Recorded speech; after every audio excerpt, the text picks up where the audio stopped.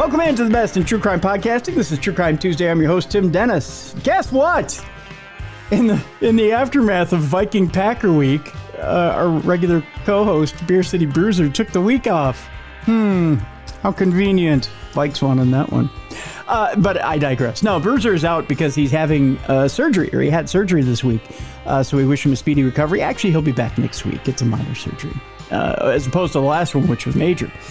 But in the meantime, we have an exciting show for you. We are doing Halloween crimes and murders. And for that, we have to bring in the one that slays them all. See what I did there? The one that slays them all. The co-hostess with the mostest. Here she is, the magnificent Mallie Fox. Hi, Mallie. Hello. It's so good to have you back. Oh, I love being back. Thank you. We love having you. And it's your favorite time of year, by gosh. Oh, that's my favorite holiday. Freaking love Halloween. I would almost ask an oxymoronic question like, are you looking forward to it? Yeah. Yeah, but... I just went to a haunted house this weekend. Did you? Oh, my God. Can I just say, I scream so much. I startle easily. Yeah. So I'm like the perfect target. But, I mean, I had flashbacks of an actual real investigation I went on. And one of the characters was this thing that I saw. And it knew my fear. And it followed me like throughout the place. And I just sat there because I could hear it, but I couldn't see it. Oh, no. Yeah, it was a shadow person thing, crawling on all fours. Oh, no. Yeah, it creeped me out. But they put on an excellent haunted house. I just had, post-traumatic stress. Oh, my gosh. Where was this? Where was the haunted house? It was up in Bay City. It's the USS? Oh, my gosh, I'm just drawing a blank. It's an old warship. Okay. Edison. Okay. Yeah. So I think they call it like the Edison incident or something like that. So it's a haunted house on an old ship that is haunted in real life. Oh, my God. So, yeah, but it was good. It was good. But, oh, my God, I had a little bit of trauma. So are you of a mind that when they do things like this, when they do the haunted house on a haunted location, that it amps up the activity? Oh, I bet you it does. Yeah. I bet you with all that fear you have in the air. Yeah. And all of the energy of people walking through. Oh, yeah, it has to. Man, I tell you, that is something. Oh. That is something. Yeah. Yeah, we had when we were kids up in Ham Lake, the JCs used to run it, and they put it in this. They built their own. Pardon me, as I knock my microphone around. They built this tiny little haunted house from scratch, and it had these tiny walls that you had to squeeze into. It was so claustrophobic, and I think that's where the beginning of my claustrophobia started. Oh, and darn JCs. Yeah, the JCs, the purveyors of evil in Ham Lake, Minnesota. But yeah, it was the worst. And that was where I punched a wolf man one year. Oh, geez. Yeah, it got really bad. And my apologies to the wolf man, whoever he was. But yeah, it was bad. I mean, it was good. It was a good haunted house. It got right. But yeah, those were in the days, in like the 80s, and I think they shut that thing down in the late 80s. But where they could kind of they could kind of touch you a little bit, but not really. Yeah. Kind of just give you the little tap. Yep. Yeah. Oh, and that. Yeah. I did a haunted house years ago. I don't know if they still have it because of COVID and stuff, but it was in a haunted building in Minneapolis, and what was it? It used to be like a meat packing or a meat. I forget what it was, but you sign a waiver saying they can touch you, and it's really? Such a mine. I would say the F word, but it just messes with your head. Yeah. Like, it is just like at the end, you're like, can I just please go? Because you're so disoriented. And I mean, I remember there was one room, it was black, and they put you against the wall. Oh, no. But people on the outside could watch the camera so they could see you. And I forget what it was called, but it was just messed up. And you had to wear masks and you weren't allowed to talk. Oh, God. Yeah, it was like it was psychotic. It was just, oh my God. It was, and then this one guy came up to me, he's like, like this weird face and saying stuff. Yeah. And he was talking, he goes, look down. And I looked down and he has a fake, like, penis. Ah. He's like, touch it. And I was like, what? So I started to touch it. And Derek's like, what are you doing? And I'm like, I don't know, he told me to touch it. And you're like, all right, I got to see what it's made out of. Wait a minute. Yeah. And they had like this bathroom scene where you had to sit on the toilet, but then there was like these weird it was like it just was so messed up, and I forget what it was called, but it was in Minneapolis, and it's an actual haunted building, but it used to be, they used to slaughter animals, and now it's like an art exhibit, or it was last time I was in Minnesota. Was that the soap factory? Yes. Yeah. There we go. The soap factory. Yeah. Which unfortunately they've shut the soap factory down now. Oh. Yeah, you can't even do tours there anymore. You used to be able to do haunted tours there. Oh, that's sad. Yeah. So I don't know if it was the old owners of the building weren't able to maintain it, but yeah. Oh. But it's a cool building. It is. It used to function as an art gallery full time, and yeah, but they the sounds you used to be able to get on EVP were just frightening. Yeah. It was creepy. But anyway, so that was before that was the last time I've been to. Oh my gosh. And it ends with everyone, like all these like crazy people coming out, and when your time is up, because you all gather in this room and everyone starts singing happy birthday, I think, in a creepy voice. And that's when you knew like it was done with. Oh. But it was like an asylum. It was just like your senses were so messed up. You're like, what did I just go through? Okay, that's truly terrifying. That outdoes the one I saw on television this weekend, which I was watching a special on these different most terrifying haunted houses that you could go to throughout the nation. And supposedly the scariest one was down in I think it was the Atlanta area. Which they had heavy metal bands at every night, and there's a castle out on the front. It's got a castle front, and it's got it's supposedly satanic themes, and it's just mayhem. It's like zombies battling humans, and people being cut open by people with chainsaws and stuff like that. And supposedly the municipality has threatened to shut it down many times because of the themes. Okay. Yeah. Gotcha. But the three guys who started it, they had a dream. They said, we had a dream to open this haunted house. I'm like, who has a dream to open that kind of haunted house? I think it was more a necessity. They thought that there was nothing that reached their level of gore. So they decided that they were going to do this. I don't want to say it was sweet, but these three guys just had this twinkle in their eye when they were talking about it.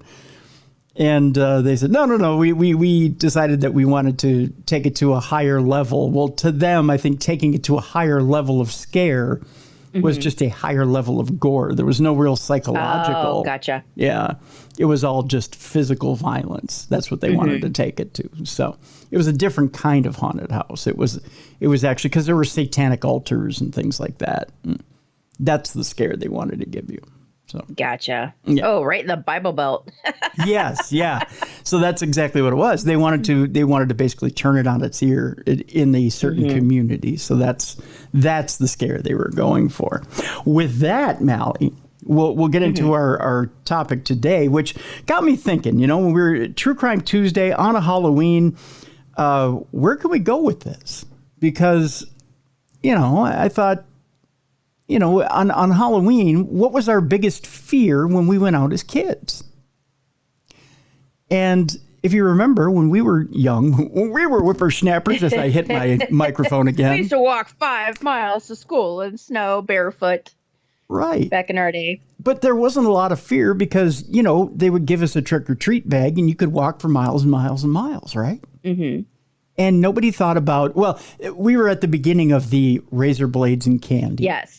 Yeah, I think that was an excuse, though, for the parents just to get the good candy. Yes, yeah. There was the parent tax. The parent tax, I think, started with our generation. But there was the beginning of x-raying your candy or taking it to the hospitals to, take a look through your candy. Or parent inspections, as it was first called. But there was really no general concern for you going out there. And then there was the Atlanta kidnappings, if you remember. And there were different things that happened that time of year. There was the pixie stick poisonings and things like that. Oh, I don't remember that one. We'll talk about that today. Okay. And there were some other things that happened that made in different murders and crimes that made people go, well, wait a minute. Maybe Halloween isn't the safest time of year. Maybe it's time for me to go with my kids on Halloween and accompany them from door to door to make sure they're okay. And in hindsight, really, now, I've said something on the show that's actually got me in trouble with my own mother at times. And that is that, the phrase, and I talked about this with Jess Lurie, the phrase, well, that was just the times. That was just the way things were then. It was a different time. Those phrases really kind of tick me off a little bit, Mallie. You know what I mean? The throwing those phrases out as an excuse for lack of responsibility. Because how tough is it to have one parent go with a group of kids? Oh, it's not tough at all. No.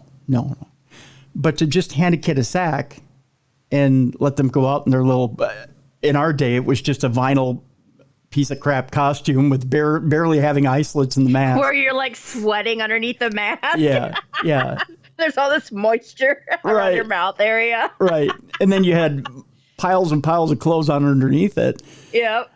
And to just go... Flammable, yes, you were very flammable. That's back when all the parents were smoking. Yes, and they had a cigarette hanging out of their mouth as they were putting it on you. It was highly dangerous just to throw us out there, especially the further out you lived. Think about that. I mean, your chances of running into an Ed Gein were pretty good. And to just go out there and say, okay, go have fun. Just be back in a couple hours. Right. But that was our everyday life. Like our parents were like, just be home by time, it's dinner or the street lights come on. That was just the way we were brought up. Sure. Which, but see, now we're going back to that excuse. Well, those were just the times. True. But do you think they were just misinformed because we didn't have the media that we have now? So we're aware more of all the crappy stuff that goes on in the world? How unsafe it is? See, if you look back at it, these things were happening. But I don't think we were as informed, I think. Well, I think they turned a blind eye to it. Maybe. I think it was the beginning of the me generations that were happening. I'm more concerned with what's going on in my own life. I don't necessarily, the kid will be fine. I got this going on, that going on, the other going on. The kid will be fine. If you remember, that's the beginning of latchkey kids. Right. That generation never had to let themselves in the door with a key while mom and dad went to work. There was always one parent that was home. But at the same time, you can't make that excuse. I mean, I know I'm getting into economic landscapes here, but you had the baby boomers who had not so great economic conditions at one time, but they never had to. I mean, there was always a parent home there. You're talking about now in our day, you had both parents out of the home working. So there had to be an instance where, kids had to let themselves in the house. Yeah. What kind of think are also, with our generation, like my parents, are you bleeding? Nope. Okay, you're fine. Yeah. Kind of like we had to be tough. Right. Like suck it up. Here we go. Yeah, exactly. And you had to learn a lot of things by yourself. You remember the first time you got a microwave and you had to learn how to cook things in the microwave. Yeah, that were big enough for us to fit into. Yes. They were gigantic. Yep.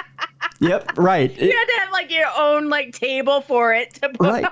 I remember our first microwave came with, my dad purchased food service, when they drop things off, frozen foods. Yeah. So we purchased a freezer, food service, and we got a free microwave with it. And I remember the salesman coming in and telling us different animals you can't put in the microwave. Oh, Jesus. Which means someone did it, because if they're giving you that, which is sad. And I thought that was the most morbid conversation I'd ever had for my age. Right.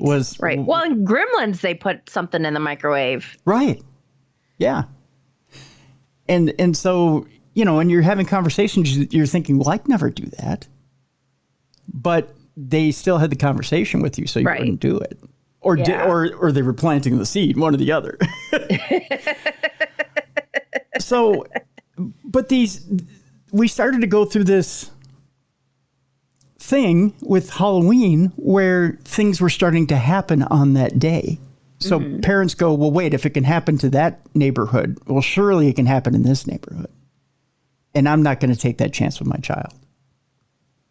And parents start to smarten up because there are more gruesome things happening on this day.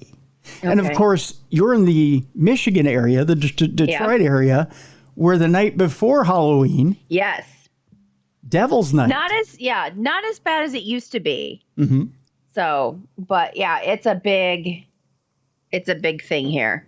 But in the 70s, Devil's Night was dangerous. Oh, yeah, half the city was burned down. Right. Right. A bazillion fires. Yeah, I think there's even like a documentary with the Detroit Fire Department on Devil's Night where they had to go. It was like constant, getting called out to put out a fire because they would just burn all of these, abandoned homes and stuff. Mm-hmm. Mm-hmm. Yeah. But it's a big deal here. Right. Well, in this article, it says crime is not a seasonal affair. It doesn't matter whether it's Valentine's Day, Christmas Day. It's just a crime of the heart on Valentine's Day. That's all I'll say. New Year's Day or Easter, there will be people out there breaking the law, whether it's speeding, assault, burglary, or murder. When it comes to the more serious and bloody end of the criminal spectrum, the end that features such heinous acts as taking a person's life, there's one square on the calendar that stands out above all others, and that's Halloween. Does October 31st, a day that's so intrinsically associated with horror and the grotesque, really offer up more murder than any other date in the diary? It's hard to say, but what's undeniable is that All Hallows Eve certainly brought out the very worst in these folks. Now, we're going to talk about 13 different murders that have happened to start out our program. Interesting, huh? Mm-hmm. A row over a missing bag of candy ends up in murder in this case. You could forgive a 5-year-old becoming enraged after losing a bag of trick-or-treating sweeties and throwing a tantrum, but a 55-year-old, Mallie? Oh, my goodness. Yeah. He needs to grow up. Liddell Peoples lost his cool on Halloween night in 2011 in a domestic disturbance in Chicago's South Side that turned very ugly indeed. Not able to track down his bag of Hershey's, Jolly Ranchers, and Tootsie Rolls, he accused his partner, 49-year-old Maria Adams, of stealing them from him. A way of response to the accusation, she threw a plate at his head, and Peoples picked up a knife and repeatedly stabbed her. Oh, my goodness. Yeah. She died in the hospital, and her killer got 30 years over some sweets. When he could have just gone to the grocery store and paid $15 for 100-something pieces of candy. That's right. Yeah. You could have got away with just buying more. It's America. Right. It's America. You can always buy more. Right. That's right. Or wait till the next day when it's half off. That's right. When it's half off and you can get it cheaper. Yeah. Yeah. Yep. This one's a Halloween tradition that leads to a bullet in the head. Yikes. Chucking eggs at houses and cars is a classic. Now, I have to ask you, Mallie, before we get into the story, have you ever participated in any Halloween hijinks? No, I have not. No?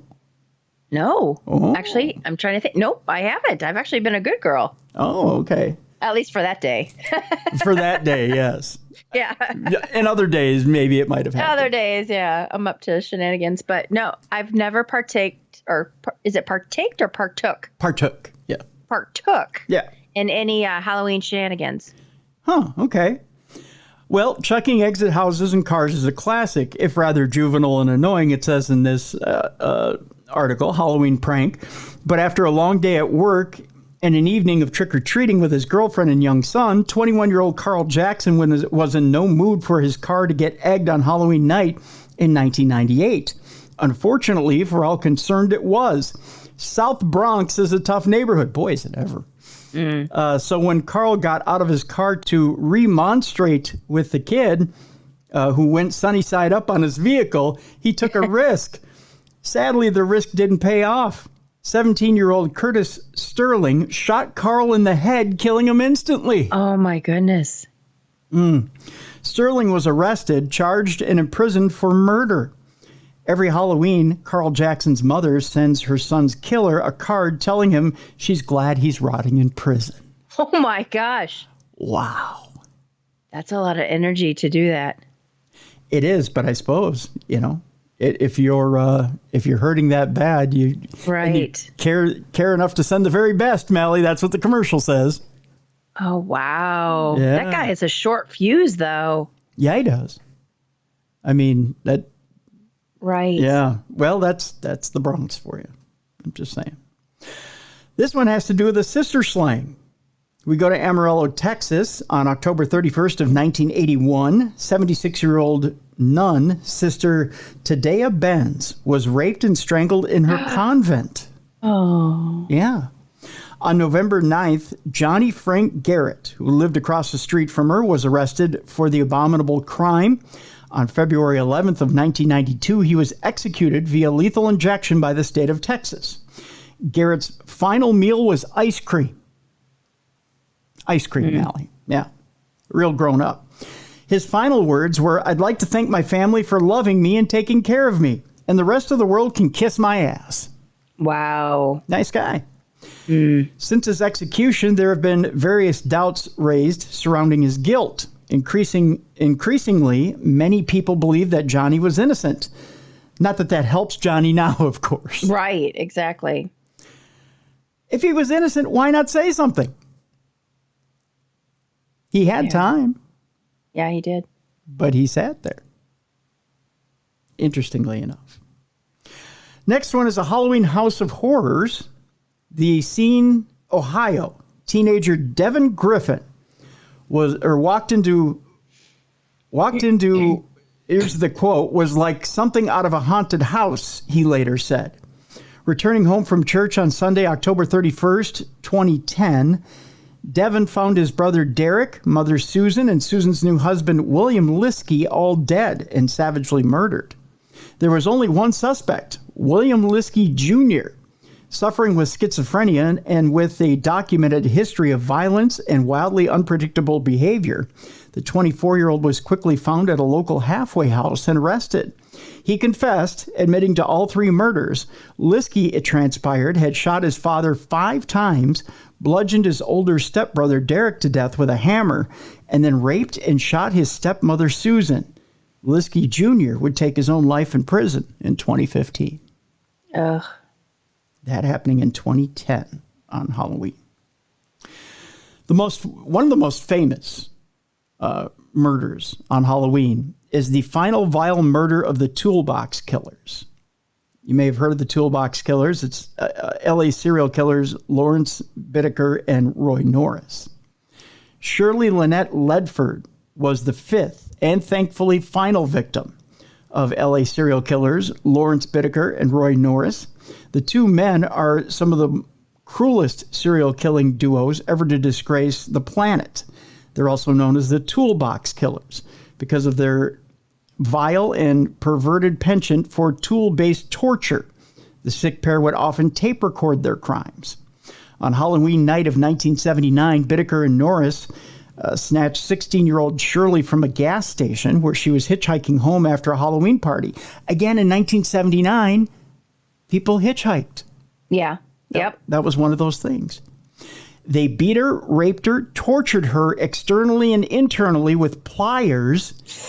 Yeah. And eventually strangled her with a wire coat hanger. Finally, as a final insult, they dumped her lifeless body on a random front lawn. Both men were caught a month after killing Shirley so viciously. They are still imprisoned in maximum security institutions to this day. Both remain unrepentant. Ugh, That's pure evil. Yeah. This one has to do with the man that killed Halloween. Mallie. Not Mallie. Mallie didn't kill Halloween. She's practically the spirit of Halloween, or did people. I? Come on, or did she? I'll let you think about that one for a minute. Have you ever heard the old wives' tale of the poison sweets at Halloween? Now, this is the one about I think the pixie sticks. Okay. Supposedly given out by a crazy neighbor, the candy will kill any kid that eats it. Luckily, it's not a real thing, although it was once in Texas in 1974. This is when we began checking our candy. Ronald Clark O'Brien laced 5 pixie sticks with potassium cyanide and planned on killing 5 local kids, among them his son. Oh. Why, you may ask? Well, the plan was to blame the poisonings on a neighbor, see him imprisoned, and O'Brien would collect the insurance policy he'd taken out on his young son. Oh. Yep. 11-year-old Timothy ate his... Oh, God, his name's Timothy. 11-year-old Timothy ate his cyanide-filled sour candy on his dad's suggestion. It had enough poison in it to kill 2 people. Within an hour, he was hospitalized and declared dead.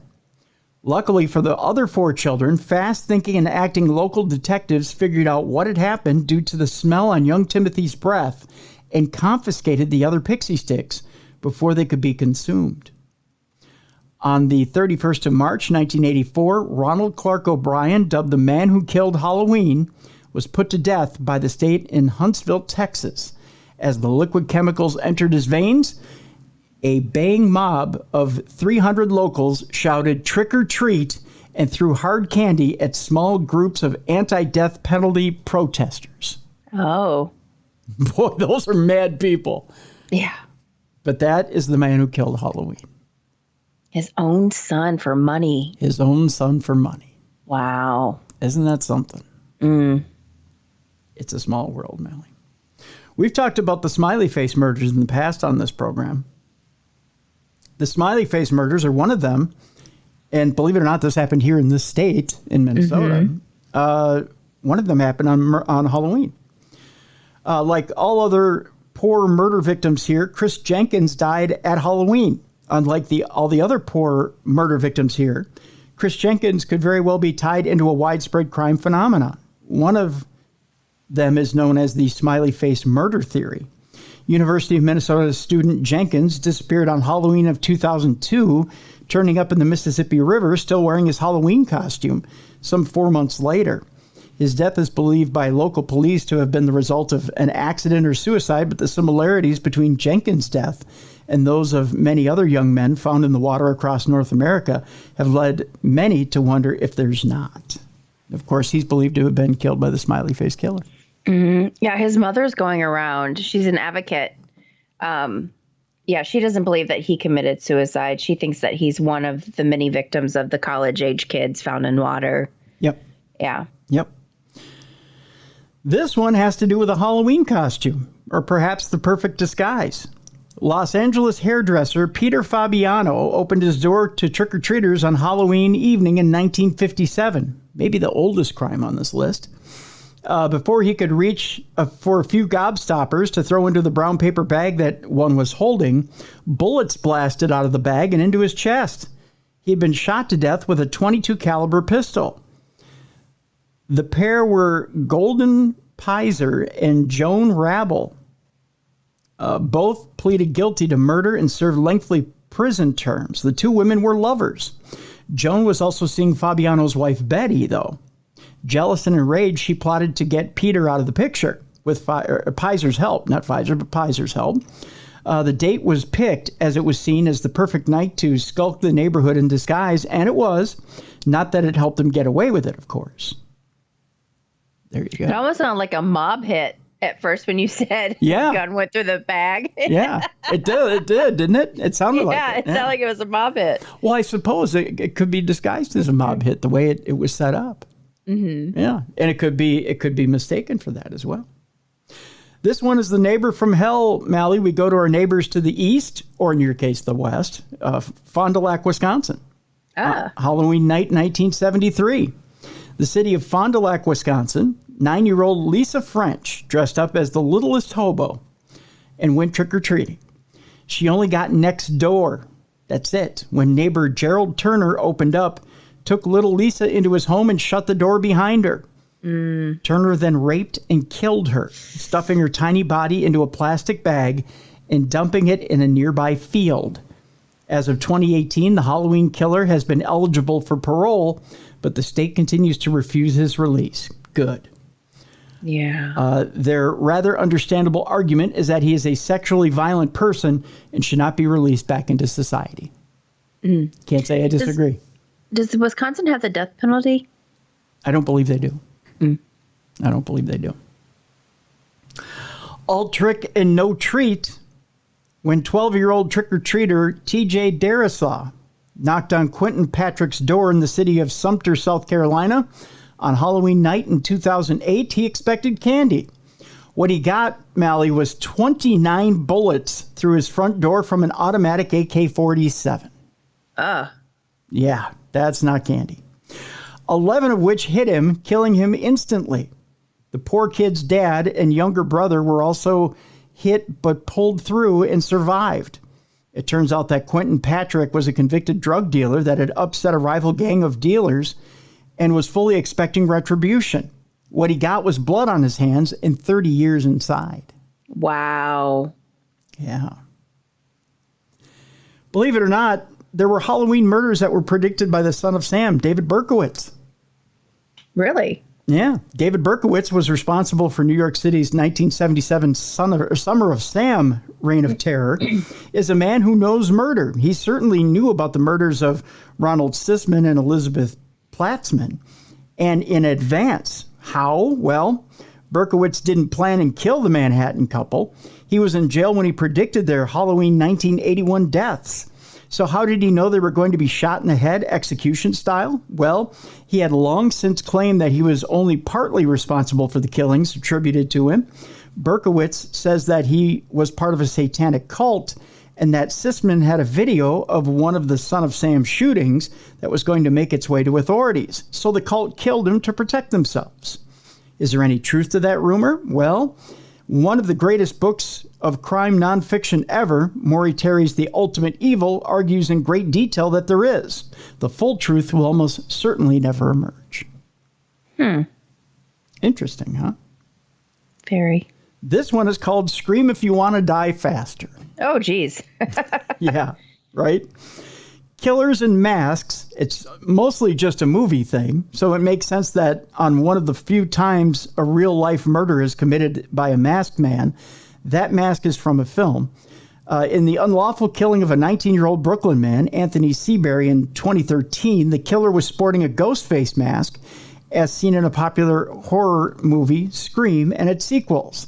The case remains unsolved, although it's thought by some that the shooting was tied in with other shootings across New York City that night, for which a man was later shot and killed by police. So it may be random. I wonder how many murders were inspired by movies, like horror movies. Oh, I'm sure quite a few. And much like bank robberies that are done by people under masks, I'm sure quite a few murders have been done under masks as well. All right, one more, and then we'll take our break, and then we'll come back. We've got a few other crimes for you before we go to Dumb Crime, Stupid Criminals today. This one is a truly unwelcome house guest. Adrienne Insomnia, I believe it is, Leslie Mazzara, and Lauren Mianza spent most of Halloween night 2004 handing out treats to door-knocking kids at their home in Napa, California. At approximately 11 p.m., the three women retired to bed. There would be one more person knocking on the door that night. This is my fear when I get late night knocks. When do you, first of all, before I go any further, Mallie, when do you wrap up trick-or-treating at your house?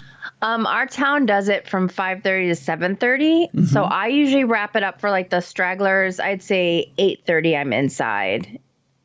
Okay, so you don't answer the door after 8:30? No, because because it's warm enough usually in where I live. So we hang out outside because we fully decorate our house and stuff. So I hang out. And if they haven't come by then, yeah, we don't answer. But my dogs probably scare off anybody that comes to our door. Okay. Because you've heard them in the past. They go nuts. Yeah. So. Well, I usually quit it then. Here in Minnesota, it gets really cold. And Yes. Tonight is going to be cold. I mean, it's going to be, they're talking 30s. May not even break 30 tonight. It's the kind of weather where you can't exactly sit outside. Yeah. Yeah. You're going to have to be in your home. So to continually have to open up the door, anybody can be on the other side. And you get kids that straggle. And my theory's always been this. I would rather have you be a 15-year-old kid who's out there on a lark trick-or-treating because you want free candy than to have you out there doing something nefarious. Right. Right? I'd rather have you come to the door with no costume at all and just have a bag and go trick-or-treat and be acting dumb because you want candy. I'd rather give you the rest of my bowl of candy than have you be doing something stupid and getting in trouble. Right? Because at least you think you're being funny and you're having a good time. I'll buy in, But this is my worst nightmare, especially on Halloween. So these three ladies spent most of Halloween night 2004 handing out treats to door-knocking kids at their home in Napa, California. At approximately 11 p.m., the three women retired to bed. There would be one more person knocking on the door that night. Mianza, after hearing a blood-curdling scream, ran out of the house and drove away. Mazzara and Sonia were left in the house. Both had been savagely stabbed to death by Eric Matthew Koppel, a friend of one of the women. Koppel turned himself into police and confessed, but explained his motive for the double slaying. He is now serving a full life sentence without the possibility of parole. So he just showed up under the auspices of it's Halloween and one last straggler got in and went to work. Do you have a Ring camera? I don't. I have one sitting around the house that needs to be installed. And it's getting later in the season. I can't get up on the roof to do it. It's a solar one. Oh, gotcha. Yeah. So I need to, and now it's supposed to snow. Right. So basically in the springtime you'll be putting it up. Yeah. But I need to get it installed. Yeah. Yeah. I love my Ring camera. Yeah. And with Ring cameras, it's getting safer out there too. Yeah, exactly. Get off my porch. Yeah, exactly. You can yell at them. Get off my porch. Yeah, that's for sure. When we come back, we do have a couple more gruesome murders we can get into. And we have some other Halloween crimes we can get into. Again, when we come back. And dumb crime, stupid criminals today. We've got some unusual dumb crime, stupid criminals, including one town in Russia that's called off trick-or-treating. Ah. Yeah. And we'll tell you why on dumb crime, stupid criminals. That's all coming up next. We've got Mallie Fox in today for an unusual Halloween episode of True Crime Tuesday. We'll be back with more right after this. Welcome back to the best in true crime podcasting. This is True Crime Tuesday. I'm your host, Tim Dennis. It's a special Halloween edition of True Crime Tuesday. We're talking about Halloween murders and crimes today, Mallie. And we've got a few other Halloween murders before we jump into some of the Halloween crimes here.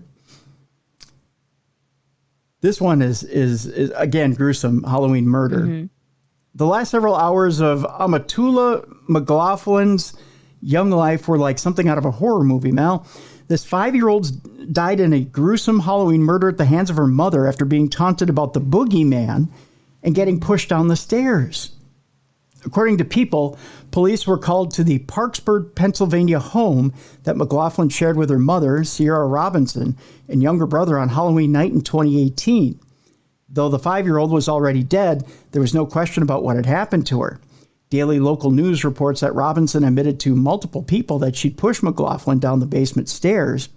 I knocked the victim out. She won't wake up. I'm going to jail, Robinson told a friend after pushing McLaughlin down the stairs, according to People. While in a holding cell, she also shouted, I wish I never pushed her down the effing steps. I shouldn't have pushed her. While formally interviewed, however, Robinson's story changed slightly. According to the Daily Local News, Robinson admitted to hitting and slapping McLaughlin and threatening to put her in the basement with the boogeyman. She claimed that the 5-year-old had fallen down the steps accidentally. However, investigators noted that McLaughlin's body bore the marks of significant long-term abuse. People reports that the 5-year-old had bruises, scars, puncture wounds, and strike marks covering her legs, arms, and back. Indeed, Robinson admitted that she'd been abusing her daughter for about a year, and she later pleaded guilty to killing her. This little girl was severely abused, culminating in her death, Chester County District Attorney Tom Hogan said in a statement reported by People. No child should have to live like this. Our hearts are broken by the death of an innocent child. Oh. Yeah, especially on Halloween, my God. That's just, not good, not good. So we have some other stories here for Halloween that, again, we're focusing on Halloween crimes and Halloween murders. The body of a 15-year-old girl was discovered on October 31st, 1975. A resident of the wealthy community of Greenwich, Connecticut. And this has to do with Martha Moxley. Martha had been bludgeoned to death with a golf club. Oh, I remember this story. Yeah, she was last seen hanging out with Thomas Skakel, her neighbor and a nephew of Ethel Skakel Kennedy. Yeah. Right. And this happened on Halloween, whose husband, Senator Robert F. Kennedy, had been assassinated 7 years earlier. It was Thomas's younger brother, Michael, however, who was tried and convicted in 2000 for a murder. That's not a typo. The case had remained unsolved for 25 years, but the wheels of justice not only turn slowly, sometimes they swerve off the road. That's a horrible pun. Right. By the way. Especially with, was it Ted Kennedy with the girl? Yeah, that was in the Chappaquiddick. car. Yeah. Yeah, that's a horrible. Oh, why am I laughing? I'm laughing. No, don't. Yeah, that's a horrible pun on the writer's part. Yeah. I didn't write that, by the way, folks. Michael served 10 years in prison, then was granted a new trial based on the judge's finding that his original defense attorney had not adequately represented him. He was freed on $1.2 million bail in 2013, and after years of lawyering, his conviction was vacated and a new trial was ordered. On Martha was last seen alive, the state announced it would not retry him. In a bizarre coincidence, a best-selling true crime book about Martha Moxley's murder, published in 1999, was written by Mark Furman, the infamous cop whose racism revealed through evidence presented at the O.J. Simpson murder trial arguably did as much damage to the prosecution as those ill-fitting gloves. Mm-hmm. Unbelievable. Just shows you how much old money you can get away with. That's true. 25 years he got away with it. Amazing. This one is called the egging murders. Okay.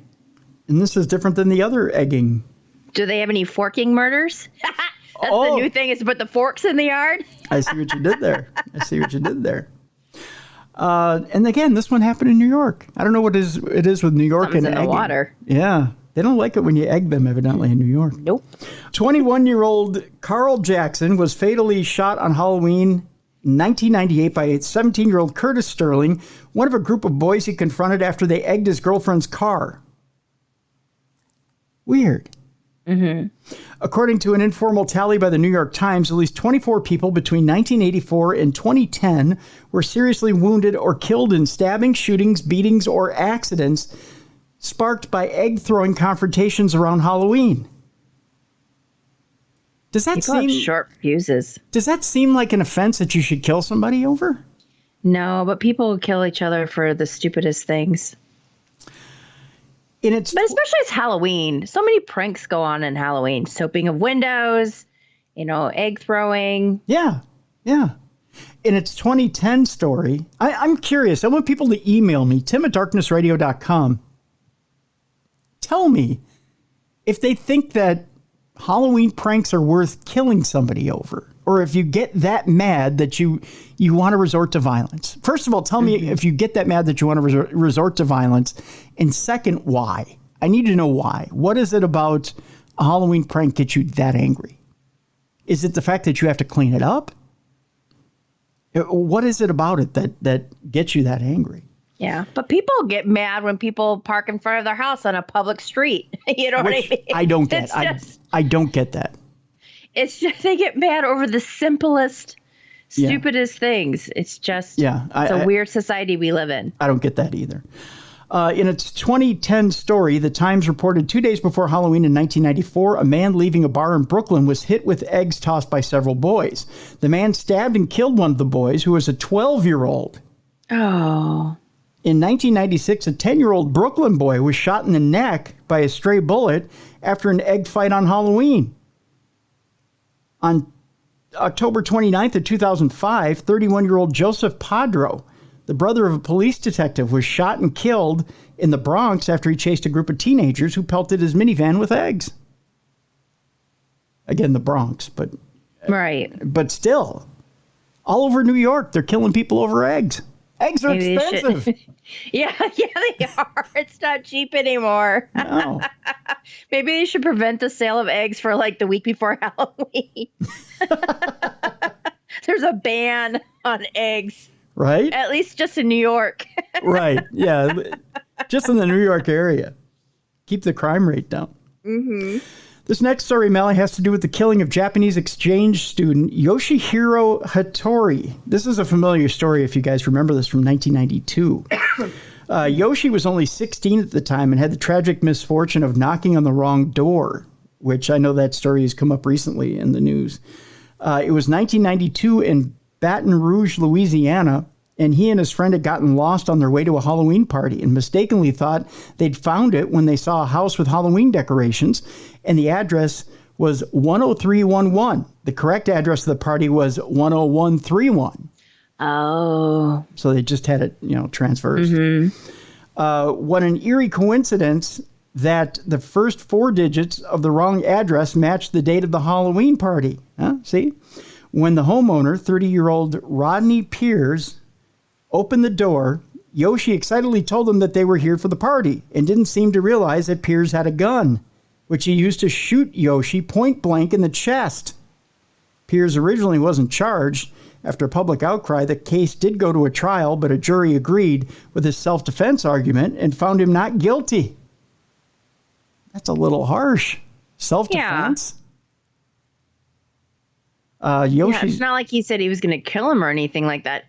The words that came out of his mouth were here for the party. Yeah. Just tell him there's no party. Get out of my house. Yeah. That's not threatening. No. Yoshi's family went on to become advocates for gun control. And there's actually more in that article if you want to read about it online. But yeah, I mean, the kid just showed up for a party. Just tell him, hey, you got the wrong address. Mm-hmm. There's no party here. Some rather disturbing crimes that we can get into. Let's see here. I believe we've done some of these already. Oh, Marvin Brandlin, who was shot on Halloween of 1982. Mm. Marvin Brandlin and his wife were handing out candy in their Fort Dodge, Iowa home in Halloween of 1982. A man in a mask came to their door, Mallie. It's always someone in a mask. Mm-hmm. Well, it's Halloween. I mean, they're going to have a mask on. Did you know schools don't allow masks anymore with your costume? Really? Yeah, you can't wear a mask. That's half the costume. I suppose because you wouldn't be identified in a school shooting. Yeah. Yeah. A man in a mask came to the door and said, "Trick or treat, give me your money or I'll shoot." Thinking it was an elaborate prank, the couple tried to unmask the prankster because it's Fort Dodge, Iowa. That's what they do. See, now that's when they need to declare self-defense. That's right. That's self-defense. Yeah. Yeah. But the man pushed them inside the house and pulled out a gun, demanding the money that they kept in a basement safe. Marvin tried to grab the gun, but the man shot him in the throat and fled. Somehow the mask was left behind since no one knew about the safe. It was assumed that someone in the family was behind the robbery, but even with DNA in the mask and a family member bragging that he did it, no one was ever arrested for the murder, Mallie. Oh. Yeah, no one was ever arrested. I see the Clerks thing behind you. Mm-hmm. Have you seen the costumes this year where it's Silent Bob and was it Jay? What's his character's name? Oh, yeah, Jay and Silent Bob. Yeah, where they do that little thing outside of the store. He does like that rap kind of thing. Yeah, yep. Anyway, it's kind of going viral this year for some odd reason. So a lot of people are dressing up as them and doing the rap that he does. Oh, yeah? When they're outside the store. Oh, very cool. Very cool. Yeah, Mallie's talking about a signed comic I have behind me from Kevin Smith. Mm-hmm. Yeah. So, yeah, which that's interesting that's a costume thing. Yeah, it's becoming popular this year. I don't know why, but because that movie is old. Yeah, well, but do they have a new iteration of it coming out? Oh, maybe. I don't know. But I've just seen it pop up several times where people are dressing up as them and they're doing like the rap and everything that he does. It's weird to see Kevin Smith has lost so much weight. Yeah. And he almost looks worse because he looks sickly. Yeah, he almost looks like he's about to die, even though he almost did die. He almost died of a heart attack. Right. And that's why he lost the weight. I mean, he's healthier than ever. Yeah. But he looks frail. Mm-hmm. It's the only way to put it. Yeah. I don't know why I think that, but he almost does. This next case is tricks inside the treats, Mallie. Okay. We all know that some people take the trick part a lot more seriously than the treat. Usually these pranksters are teenagers and kids, but on Halloween night in 1959, a dentist, you can't trust dentists. A dentist, William V. Shine, decided to give out tricks with his treats. The trick, by the way, was that Shine bought candy-coated laxatives and gave them out to roughly 450 very unlucky trick-or-treaters. This is where this trick comes from. What an ass. Well, there was ass involved, yes. But Yeah. Although laxatives aren't deadly, 30 of the children actually did eat the candy and got violently sick. Authorities were able to narrow the cause of the illness and track the laxatives back to Shine. He was charged with multiple crimes, including outrage of public decency and unlawful dispensing of drugs. He never gave a reason for handing out the laxatives. Because he's a dentist, that's why. What an ass. God. And yes, it is a crime, folks, if you give out chocolate-covered laxatives. Probably like child endangerment. But in 1959, that wasn't a charge. Oh, true. Yeah. True. Today it would be. Mm-hmm. Yeah, you'd get individual counts of child endangerment. Wow. Yeah. Let's talk about murderous pastor John Douglas White. In the early hours of October 31st, 2012, former pastor John Douglas White crept into the home of his 24-year-old Rebecca Gay with nefarious intentions. He had been self-reportedly watching necrophilia videos and increasingly becoming obsessed with his neighbor. Oh, God. Sounds like a great guy. Ugh. White hit Gay in the head with a mallet and strangled her with zip ties before undressing her. Allegedly, he didn't go through with his plan, but only because he physically couldn't, so he disposed of the body. Tragically, Gay had a 3-year-old son who was in the trailer the entire time. Yeah. In a creepy turn of events, White didn't feel comfortable leaving the boy alone and cared for him throughout the day, even dressing him in his Halloween costume before his dad picked him up. He's going to be scarred. Yeah. White was sentenced to 56 years in prison. I can't think of more time I can't think of more time that he deserved. Can't think of less time that he deserved than 56 years. Probably should have got 100. Yeah. That is that poor child just being right there. Oh, my God. Let's see here. Let's do one or two more here. This one has to do with a chainsaw prankster, Mallie. Okay. Well, I'm not saying you're the chainsaw prankster. I'm just saying it has to do with a chainsaw prankster. Although if you choose to do that tonight, by all means, go ahead. Some people always take their Halloween spirit a bit too far. We all know the houses. The ones where you never know if a guy in a rocking chair is real or a decoration. I talked about this last week with Bruiser. We had as kids in Ham Lake, we had the Rankins. Uh-huh. The Rankins did their house up so scary that you didn't know what was real in their yard and what was fake. Okay. And now keep in mind, this was the late 70s, early 80s. Mm-hmm. And Mr. Rankin was always in the yard somewhere. And he was dressed up. So you would have, and he was a car mechanic. So he had animatronic stuff that he made. Okay. Which was really cool. But then he had, then there was him. And you had to figure out which one was him. Because he would give you a scare when you came to the door. And right. We didn't have kid-sized diapers at that time. So you just had to bring an extra pair of underwear and throw it in the woods. Because he would scare the holy crap out of you.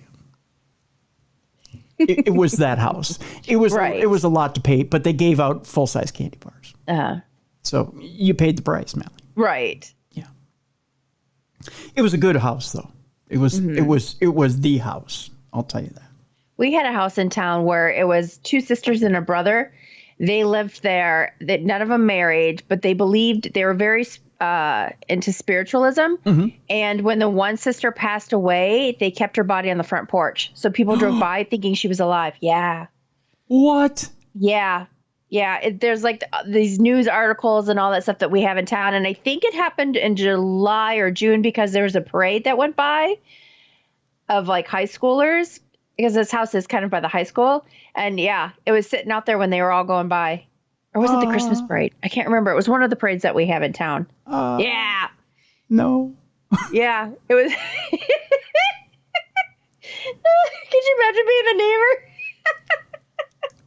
Yeah. I forget when it happened. I think it was like the 80s. I don't know. I'll have to find the article because I saved it on my phone because I was like, wow. But because they still have relatives alive, like no one really talks about it. You know. Yeah. Don't want bad will between neighbors. Yeah. But yeah, once in a while, the story will pop up on Facebook. Jeez. But yeah, she sat on her front porch.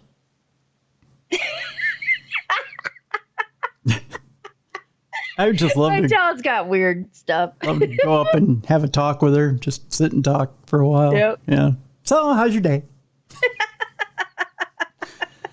This weather's mighty chilly. My joints are kind of stiff. Just saying. Yeah. Oh, the chainsaw prankster. That's where we were. God, you threw me off with that, man. I'm sorry. Oh my God. Yep. Oh, all right. Yeah. Is that in this state or a different one? Michigan. It's in my town that I live in. Okay. All right. It figures it's Michigan. I was going to say in Minnesota, they never put up with that. Yeah. Michigan. Okay. I get it. Yeah. I get it. Gotta love the suburbs of Detroit. Yep. A little different there. A little different. Yep. I know I'm not coming to visit you. All right. So some people always take their Halloween spirit a bit too far. It sounds like your neighbors have done that too. We all know the houses, the ones where you never know if the guy in a rocking chair is real or a decoration or dead, or if that life-size coffin will have a hand reach out. Frank Alba took this to a whole new level when he decided to dress in a bloody apron with a real chainsaw and hide it in the bushes on Halloween of 2011. He knew he was in the direct path of kids coming home from trick-or-treating, and sure enough, a group soon walked by. Alba jumped out of the bushes and revved the chainsaw, sending the children screaming. Unfortunately, 12-year-old Leslie Garcia ran into a busy road and was hit by a car. Oh. Yikes. The family sued as the girls sustained permanent injuries and trauma, but the results of the lawsuit were unclear. Yikes. Yeah. I thought you were going to say one of them got injured with the chainsaw if he had a real chainsaw.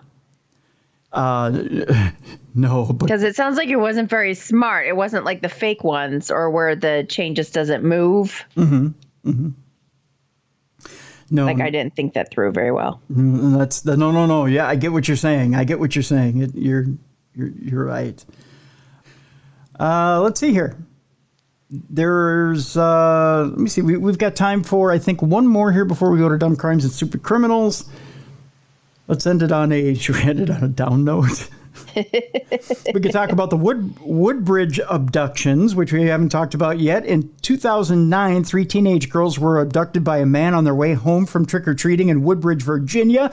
A little high note to end on, Mallie, as you think about trick-or-treating tonight. All 3 were taken at gunpoint to a wooded area, and the 2 were sexually assaulted. Oh. The third girl was able to call her mother, causing the man to flee. Police arrested Aaron Thomas, who was already a suspect in numerous sexual assault cases since the 1990s. Thomas pleaded guilty to the crime in 2012. Let me see if I can find one more here. There was also Pasadena gang shootings in 1993 on Halloween night. A group of 5 Pasadena gang members opened fire on trick-or-treating teenagers returning from a party, killing 3 and wounding 3 others. The gang members were soon arrested, and police determined they had fired at the wrong people. How would you like that? Happy Halloween to you, too. The 3 Bloods were found guilty of the crime, by the way, in that shooting in 1993. And on Halloween of 2011, Taylor Van Diest was leaving a party in the small town of Armstrong, Canada. We'll end it with a Canadian story. She never came home and was found beaten to death near a set of railroad tracks. The event traumatized the town, especially after it was revealed that she'd sent a text to her boyfriend before the attack saying she was being creeped on. Oh. Police eventually used DNA found under Taylor's fingernails to arrest Matthew Forster for carrying out the deed and his father, Stephen, for helping him cover it up.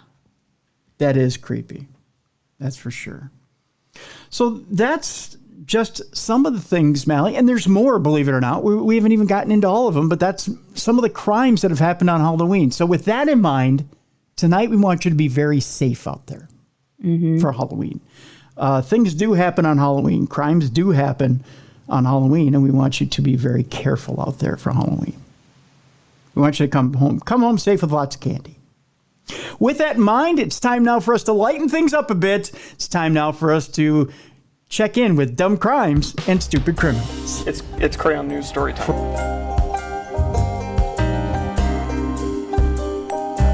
What happened with this dude, Christ Bearer? I heard he cut his penis off and then jumped off a balcony. Suspect pulls gun from butt, shoots twice at Denver police. What is your emergency? I need help. And what's the problem? I'm too high. You're too high? Yeah. Well, Mallie, no need to introduce again, because normally I would introduce you coming into Dumb Crimes, Stupid Criminals, so we'll just tell you that we're going to keep the Halloween theme going. Cool. Yeah. Now, you've gone all out, I take it, with the Halloween decorations on the front lawn? Yes. And in fact, we were very happy because our town has this house beautification awards, which we normally don't get. But for Halloween, we're always on it. Oh, yeah. There you go. But yeah, so it's fun. It's very cute because I'll come outside and there are people taking photos and stuff, and little kids asking me to turn on all the animatronics and how do things work and all that stuff. So it's a lot of fun, and we give full-size candy bars away. So look at you. So, I know. So go all out. You're the house on the block that does it up. Okay, there you go. Actually, my town gets very involved with Halloween, so a lot of houses. There are houses that are better than mine, but yeah. What? I can't imagine that. Really? I know. I hate to say it, but yeah, this town, I mean, I love it. This town really gets into it, but yeah, there are houses that are better than mine. Surprisingly. I don't have too much up this year for Halloween. But I will tell you a quick little funny story about Halloween decorations. Our first story today actually starts out with stolen Halloween decorations. Someone is a Halloween Grinch. Oh, you got a few of those. Yep. Yeah. So I just have a few things out for Halloween this year. One of them I picked up at Target the other day, and it's just the cutest little Halloween dog skeleton, a little tiny dog skeleton, right? Uh-huh. So I thought it would be funny just to put it out to see how the chipmunks react to it. Right. Maybe it's like, maybe chipmunks have Halloween too. Uh-huh. Like they look at this tiny little tiny dog skeleton and they go, woo, and then they get a little scare out of it. They didn't care. But I found an animal that did get freaked out by it, and I laughed my silly ass off.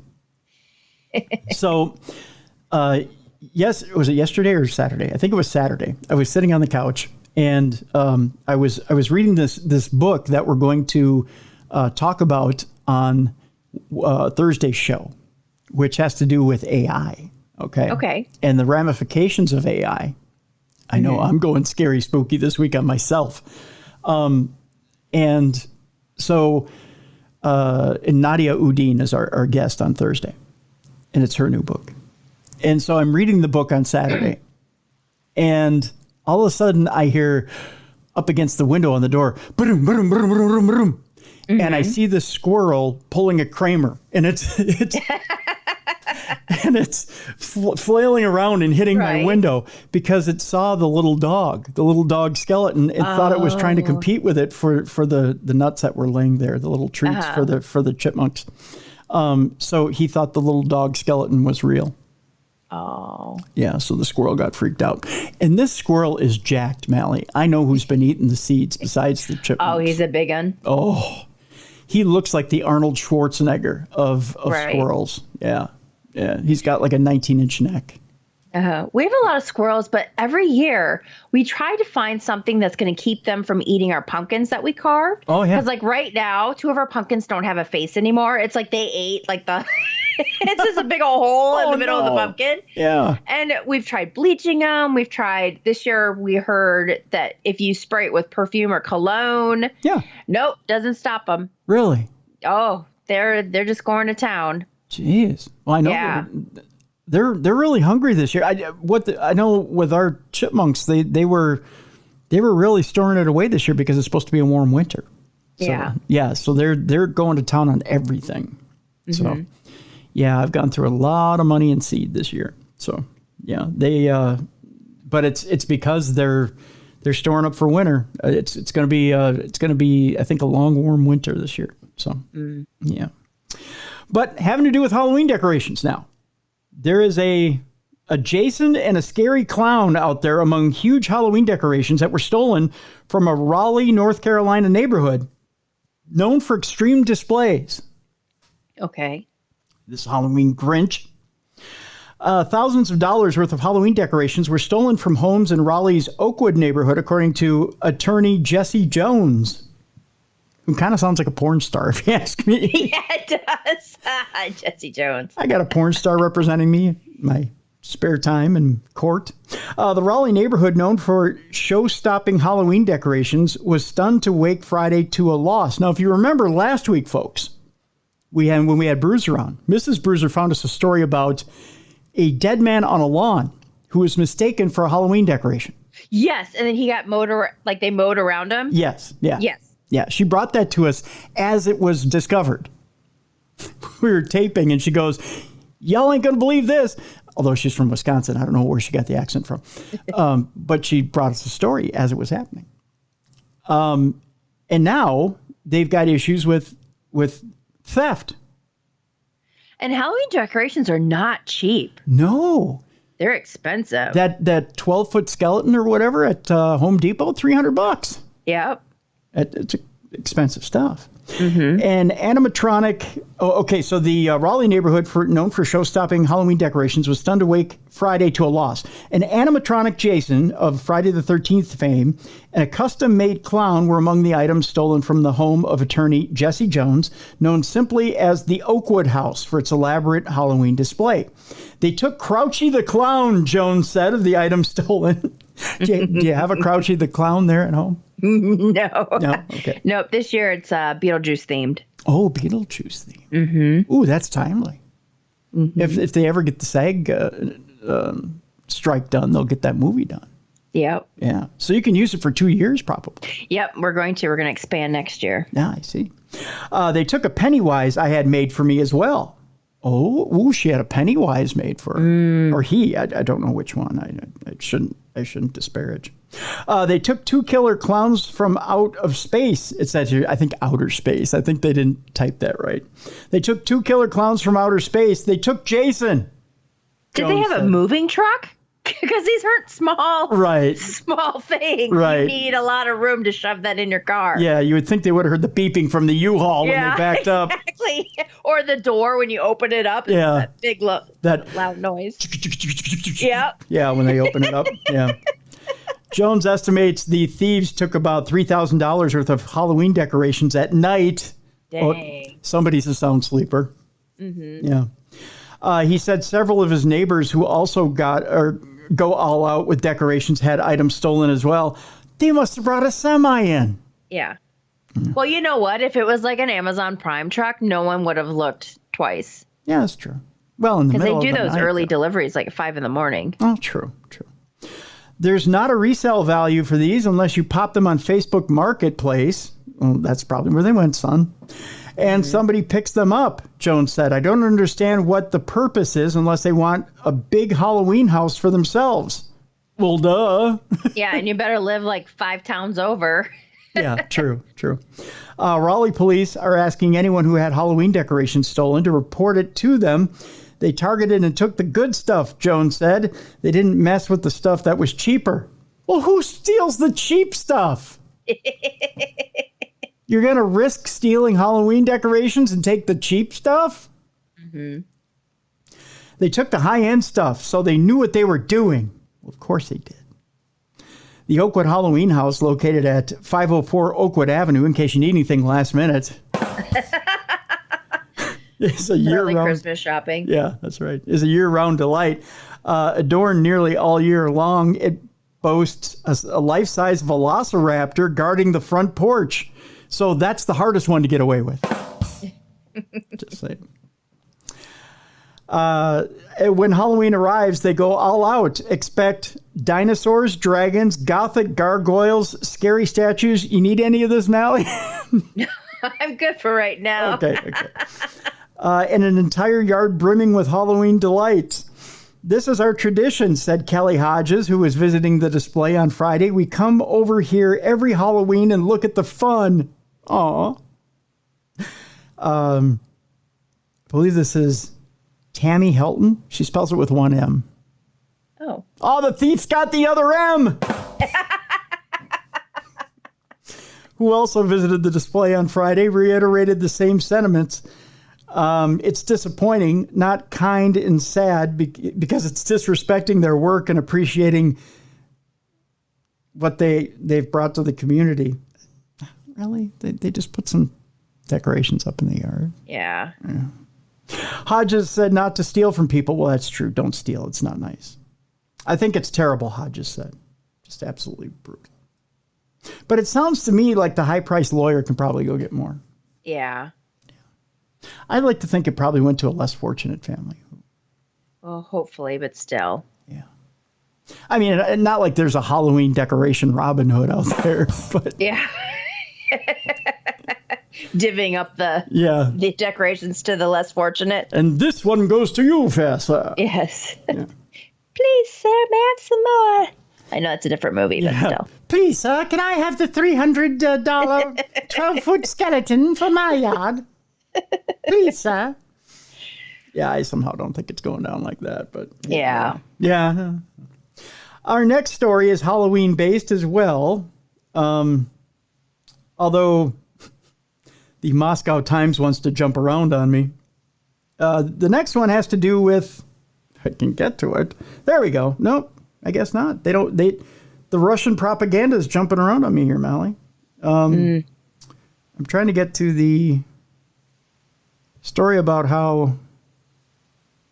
Gosh darn it. Well, essentially, there's an entire town in Russia that's canceling Halloween because it's promoting Satanism. What?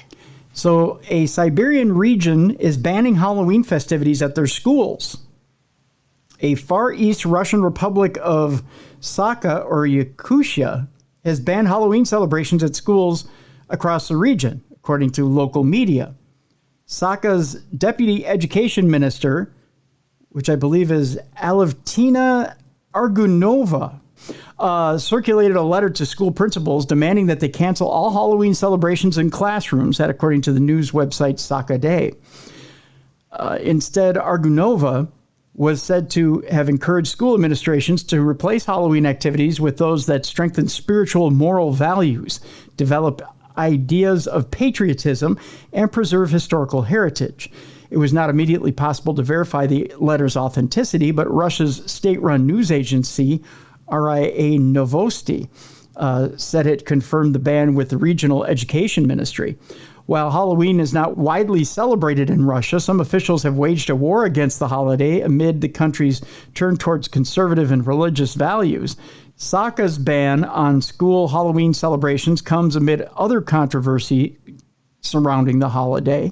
Schools in a handful of Russia's regions plan to replace Halloween with pumpkin-themed religious festivities, prompting warnings from Orthodox priests that pumpkins are not associated with Jesus. So Jesus never had a gourd. Yeah. So there you be. So yeah, no pumpkins. It's against the law. And no Halloween. It's against the law. It's always got to be a party pooper. Yeah, that's for sure. That is for sure. Let's see here. We move on. That boy, my stories just don't want to pop up here today. That's what she said. Oh, I thought the same thing. This Florida man as I go through puberty, this Florida man says, "You can't take me to jail." He allegedly lied to get his ex-wife's new boyfriend in trouble with the law, but got himself arrested instead. Oh, my goodness. Yeah. An ex-husband in Florida tried to get his ex-wife's new beau in legal trouble, but the effort boomeranged on him, and now he's been charged with 2 crimes instead, according to authorities. 44-year-old Rachel Bisneth now stands accused of 1 count of each of making a false report of a commission of a non-existent crime and resisting an officer by obstructing without violence, according to Palm Beach County Court and jail records reviewed by Law and Crime. The underlying issue appears to be a child custody dispute. The latest incident occurred on Tuesday, according to a probable cause affidavit obtained by Law and Crime. That day, Bisneth called the sheriff's office to report a threat against him. A deputy wrote in the court filing, "Upon arrival, Bisneth presented me with 2 messages that he stated were sent from his phone to his iPad." The affidavit reads, Bisneth presented a message that read, "I will kill your kids before they turn old." What age is that anyways? Yeah. After reading the concerning message, I questioned the origins of the text. Bisneth stated the text came from his ex-wife's new boyfriend. He allegedly did not maintain that story for very long. After talking with Bisneth, it was related that Bisneth actually created the threatening messages and texted to himself in hopes of getting law enforcement to go to his ex-wife's residence, the affidavit read. After that alleged confession, deputies moved to arrest Bisneth, but he allegedly protested and attempted to pull away from the deputies while saying, "You can't take me to jail." And this just supports the reason why she divorced him. Right. Because he's not all there. Yeah. Oh, Lordy. I assisted Bisneth to the ground, which is nice cop speak for get down. It sounds like you have a speech impediment, like a lisp when you say his name. Bisneth? Yeah. Like it's supposed to say business. Yeah. You all up in my business, Mallie. Why don't you get out of my business? Business. It does, doesn't it? Yeah. I'm handling my business over here. God, no, it does. I can't get it out of my head. I got a problem with business. I got a degree in business from the University of Phoenix. What's your degree in? Business. Boy, that doesn't make me feel insecure at all. Business. I assisted Bisneth. Now I'm saying it wrong. I can't say his name right. I assisted Bisneth to the ground, where he then placed his, I can't read now, where he then placed his hands under his stomach in an attempt to further resist his detainment, the deputy wrote in the probable cause affidavit. Bisneth. He was arrested late that night, booked and released from the jail the next day. His arraignment is slated for November 30th. The recent incident is not the first time Bisneth has allegedly caused his own grief by asking law enforcement for help. In June, Bisneth was charged with 1 count of misuse of the 911 system, a probable cause affidavit in a separate case. Once I made contact with Bismuth at his residence. It was not business that they called him at. It was his residence. Boy, that's a tongue twister. He stated, not verbatim, that he needed help with a child custody issue and he was having with his wife. The June affidavit reads, I questioned Bismuth on whether or not he was told that calling 911 was for emergencies only, and if PBSO Communications instructed him to use the non-emergency line. Bismuth admitted he was told about 3 to 4 times not to dial 911 for non-emergency issues, such as his concern over how to get custody of his child, the document read. So he was told quite a bit, don't call 911 over child custody issues. The call history revealed that Bismuth had dialed 911 a total of 6 times today, the sheriff's office said. He was not arrested for the 911 misuse incident. That earlier case was dismissed in pretrial after Bismuth paid a $150 fine to cover the cost of prosecution. So he's just kind of a pain in the butt, evidently, is what I'm getting here. Let's see here. I'm not... the story that I want to come up won't come up. That's what she said. It's too bad because it's kind of a good story. I had a story here about being arrested for getting the wrong coffee. What? Yeah.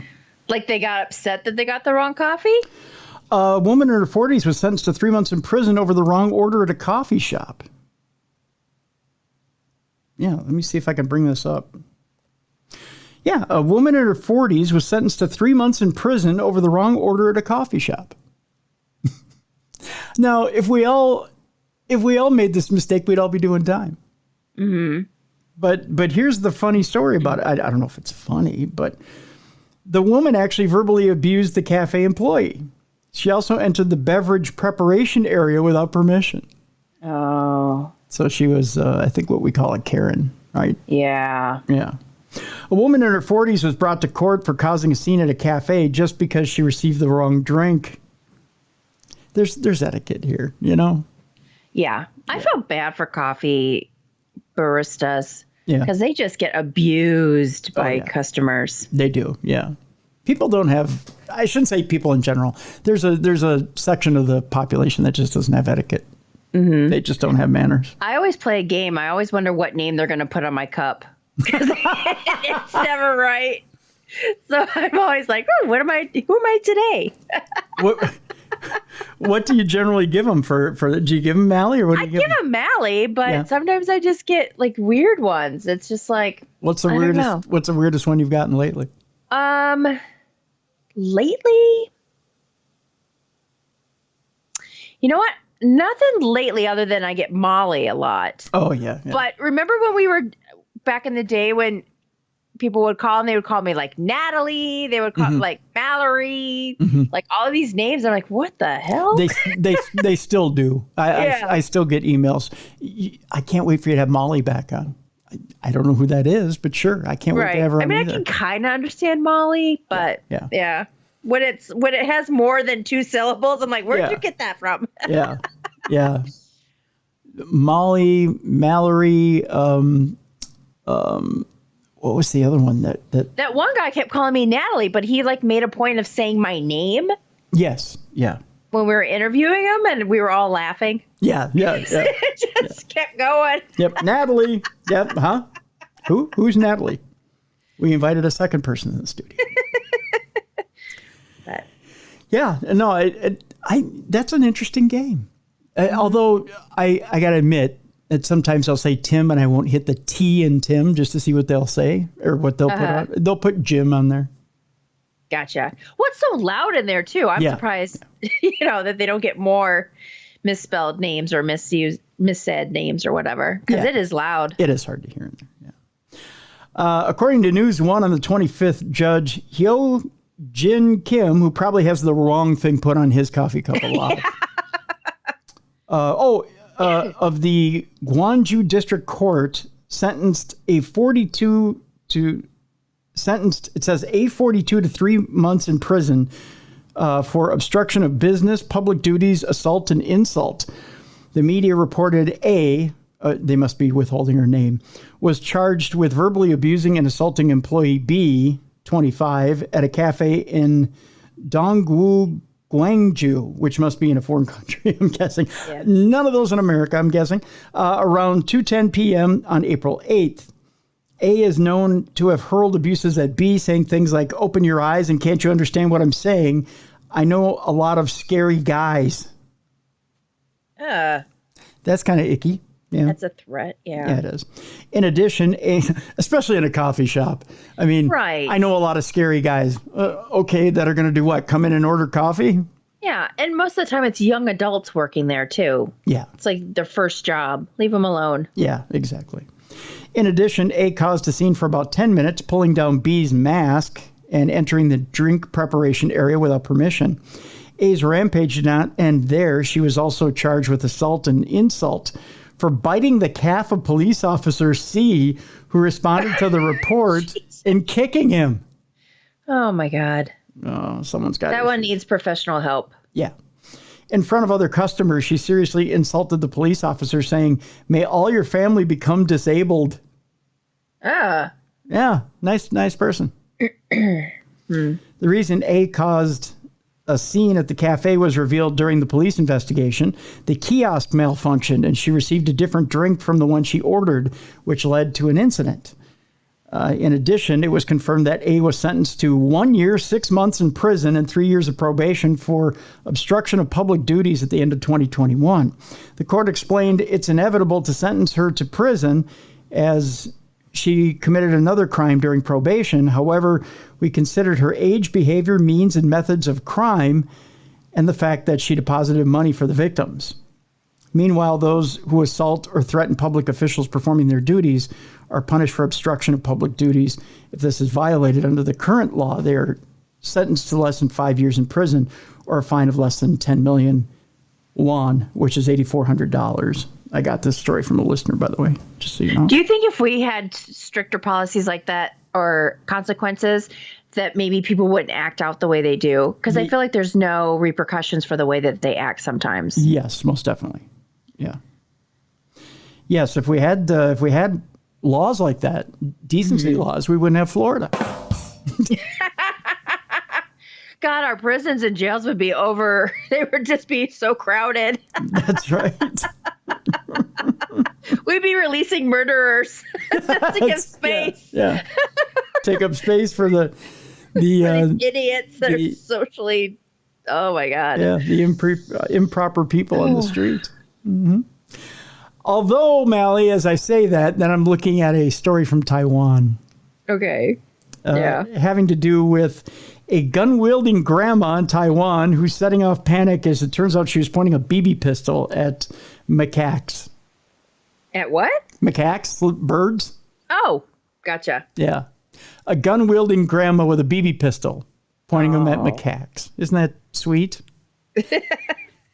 I don't know. An elderly woman was recently spotted waving a gun on a street in Taiwan, sparking public concern. An image was shared onto Street Observation Academy Facebook page on Tuesday, October 24th, of a grandma holding a pistol in public, according to Taiwan News. The now deleted post, which was taken at a residential area of Kaohsiung City's Gushan district, showed an elderly woman with an apron and bandana waving a gun. I somehow imagine that's how an octogenarian gangster dresses, with an apron and a bandana. She's a member of the Bloods or the Crips. This Mallie is what she looks like. Oh, geez. Looks like she has her house shoes on. She does. She's got her house shoes on. Yeah. House slippers. She's got to be comfortable. Grandma's got to be comfortable when she's popping a cap in that ass. Just saying. The post soon went viral in Taiwan, causing some measure of panic, with others alerting police. I think they should man up and just go take the gun away from her. Yeah, I think so. The Kaohsiung City Police Department subsequently found out that the elderly woman who owns a restaurant was using a BB gun to chase macaques away from her eatery.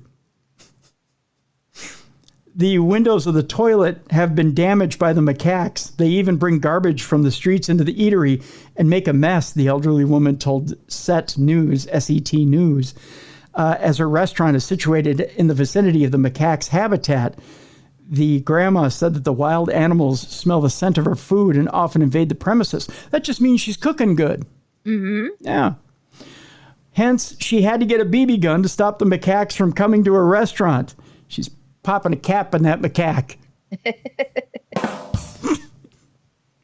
The police revealed that the gun was not loaded at the time, so she's just waving it. I don't know.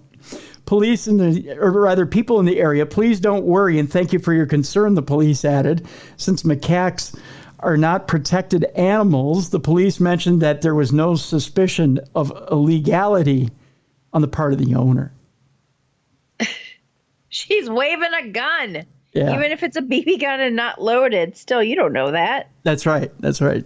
But Grandma's serious on this now. Those damn macaques. I wonder how many times she's been warned not to do that. I think this is not her first offense. No, I think it's a daily thing. She does it probably 4 times a day. Yeah. She's out there popping a cap in a macaque. We move on, Mallie, to San Francisco, where this guy is probably popping a few caps in macaques too. Oh, jeez. A San Francisco vigilante cowboy demands a free cheeseburger after stopping an alleged $2 heist. Okay. That's right. I'll show. Actually, let me show you the picture of him before I go on. It's only for Mallie's eyes only. What do you think, San Francisco cowboy? Huh?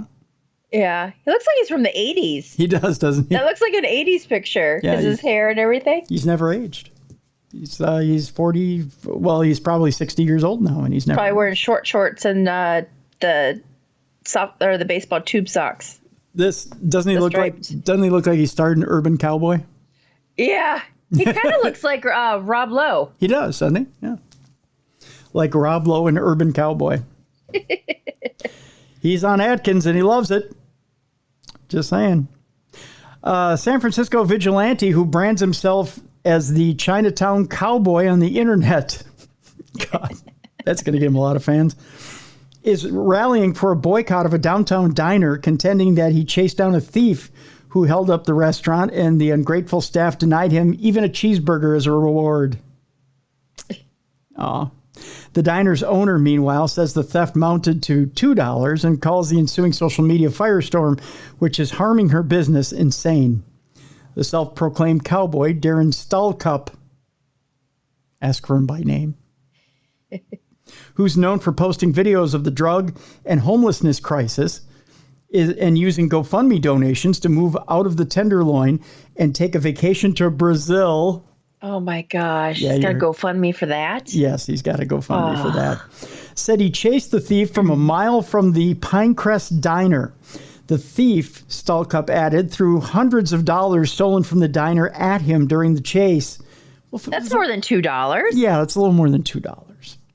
Though he did not recover the thrown money, Stallcup said he caught the thief in front of the Powell Street BART station, B-A-R-T station, on October 15th and returned to the Pinecrest Diner the following day to ask for a reward in the form of a cheeseburger. He said that his request for the burger was denied. Now, if you're the restaurant... Like the owner's a cheapskate. Yeah, if you're the restaurant owner, Mallie, do you just give him the cheeseburger just to squash things? Yeah, totally. Yeah. I mean, I would be grateful. Yeah. I mean, at least you've got a cowboy out there protecting you. Yeah. Yeah. However, the restaurant's owner, Sylvia Foundis, says Stallcup's recollection of the events is distorted, and his Twitter X campaign against the local family-owned restaurant is now inciting harassment and unwarranted negative reviews. My employees are getting harassed because of him, Foundis said. He's putting false information out there, and it really makes me question his motives and his agenda. Stallcup did, in fact, stop somebody from stealing money from the business, she said, but the robber was a homeless person who stole $2 in tip money from a table. She said when Stallcup returned to the restaurant, he asked an employee who wasn't aware of the incident and speaks very little English for a cheeseburger. The employee reportedly told Stallcup to return another time to speak with a manager. When Stallcup returned for the second time, again demanding a cheeseburger and a thank you, he started yelling at the restaurant's workers and threatened to destroy the business on social media. Boy, this sounds like a big reach between one side and the other, doesn't it? I still would have given him a cheeseburger just to shut him up. Yeah, exactly. But Don't need any negative publicity, even if it was $2 or $100. Just give him a cheeseburger. But then again, if you feed him, does he come back and ask for more? Well, at least it puts out the fire for right now. Yeah, true. According to Founders, he came in like a lunatic and wanted to talk to a manager. It's one thing to be a hero in your mind, but it was only $2, she says. Founders says she's considering legal action against Stallcup to prevent him from spreading more misinformation about her business. Stallcup accused the business of trying to sweep the incident under the rug and said he stands by his recollection that the thief ran out of the diner with a fistful of cash. Everyone and their moms knows I stopped the robbery at the Pinecrest Diner and I'm out here starving, Stallcup told the Standard near the diner on Friday. San Francisco police confirmed a man was arrested on suspicion of petty theft on October 15th near Powell Street Station and said he was detained by BART police after boarding a train in connection with stealing cash from a restaurant's table. Police said multiple witnesses at the scene identified the suspect. Stallcup, who has around 15,600 followers on X, drew criticism online in June after he used part of the over $7,000 in GoFundMe donations he raised to move out of the troubled Tenderloin neighborhood to go on vacation in Rio de Janeiro. He now lives in the Sunset. So he's in a better part of town, but he also wanted to go to Rio.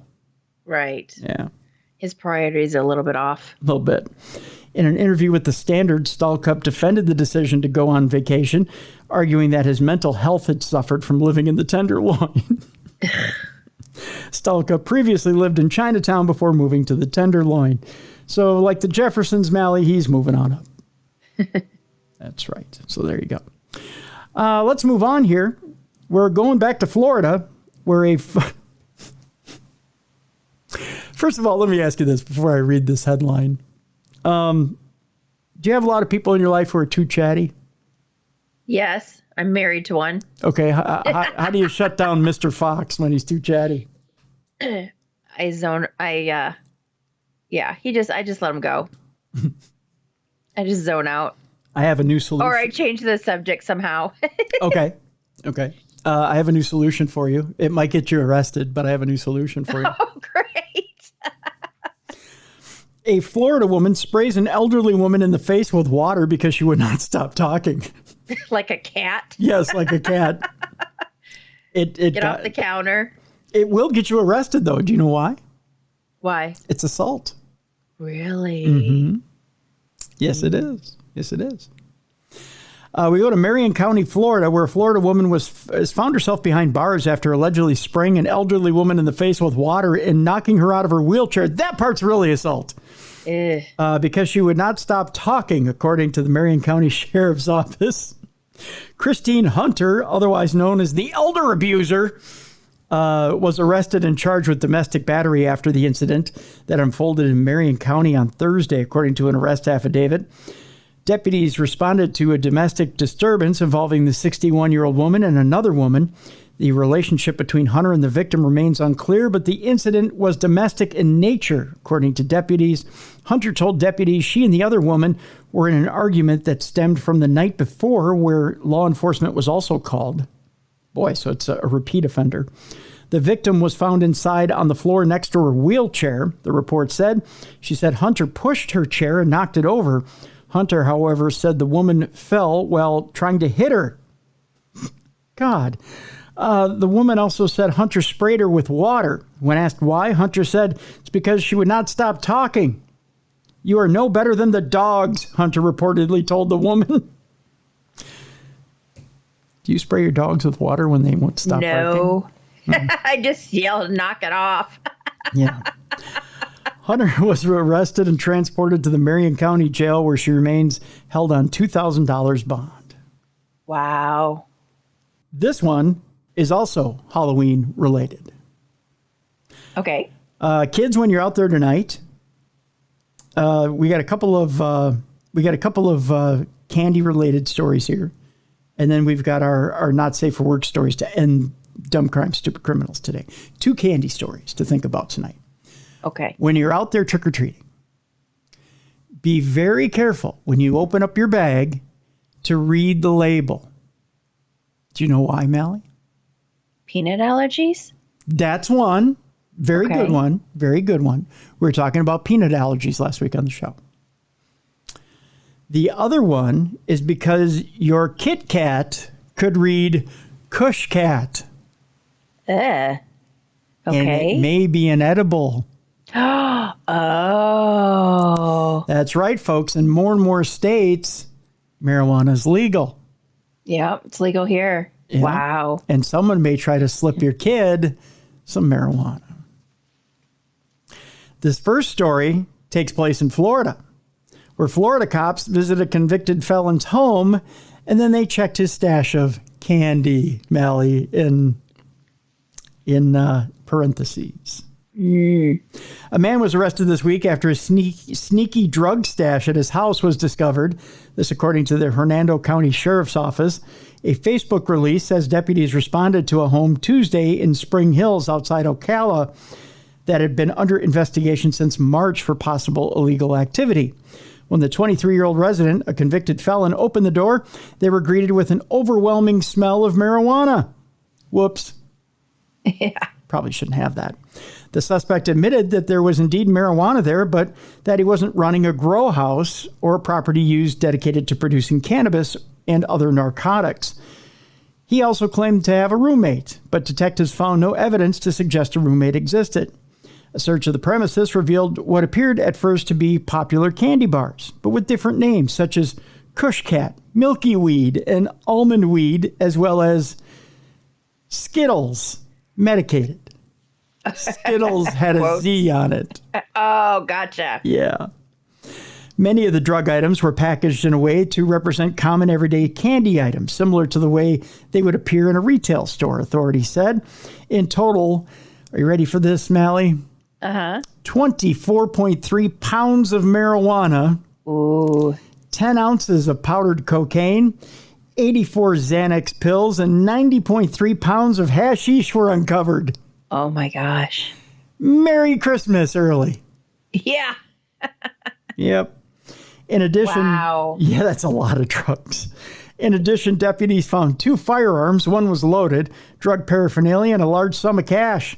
The suspect was slapped with multiple charges, including trafficking and possession by a convicted felon, and held on no bond. I think if he's loaded up like that, he's ready for Halloween. What do you think? Yeah, I think so. Jeez Louise. That's a lot of candy. I didn't even know people still messed around with hashish. Yeah, they do. Yeah, it takes all kinds to rule the world, evidently. One of those, one of the things that's popular in the animal world now is to give your dog CBD Yes. to not only calm the dog down if they have anxiety, but also to help with joint health. Mm-hmm. One of the things you probably shouldn't do is to give your dog THC. Yeah, I would think so. The other side of that. Right. I believe we're going to your neck of the woods. Okay. A Michigan woman gave her dog a THC gummy.